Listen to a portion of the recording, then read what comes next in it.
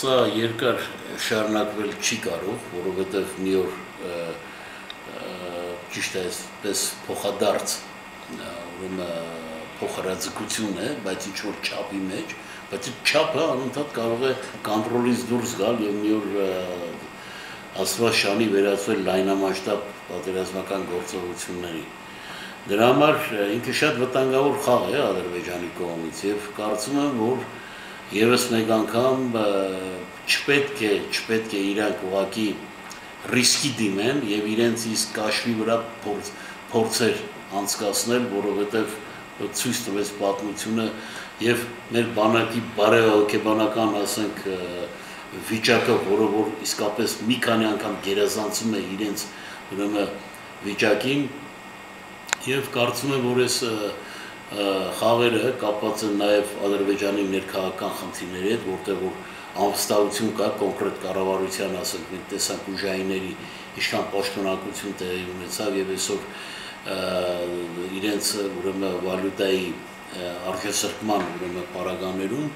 կարծում եմ, որ ուշադրություն շեղելու ինչ-որ մի ավելի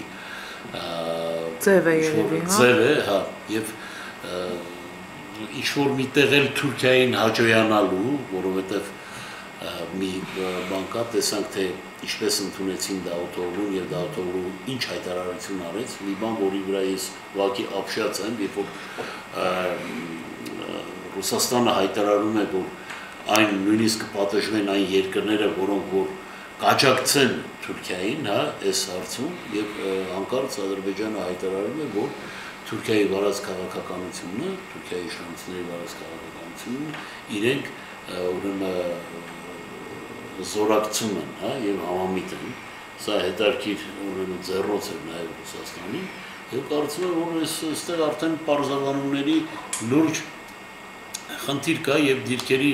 վերադասավորման խնդիր կա, և ռուսները պետք է լուրջ սրանից հետևություններ անեն, որովհետև ես հասկանում եմ, որ այսօր իրանք շատ դժվար է Անդրկովկասում, ասենք, միայն Հայաստանի վրա հենվելը, որովհետև Վրաստան առանց էլ այլ բռնեց արևմուտքի ճանապարհը, այսօր Ադրբեջանը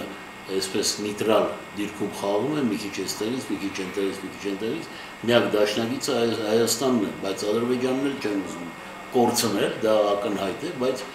էլ եմ կրկնում, որ դա պետք է արվի ոչ մեր հաշվին։